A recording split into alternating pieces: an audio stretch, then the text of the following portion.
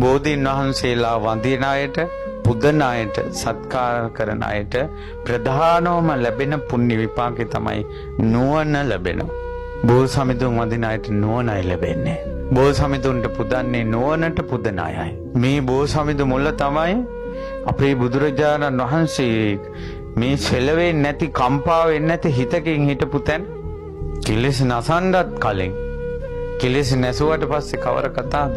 දවසක් බුදුරජාණන් වහන්සේ දේශනා කරනවා, මාරයා බුදුරජාණන් වහන්සේ බය කරන්න ගල් පෙරළුවා.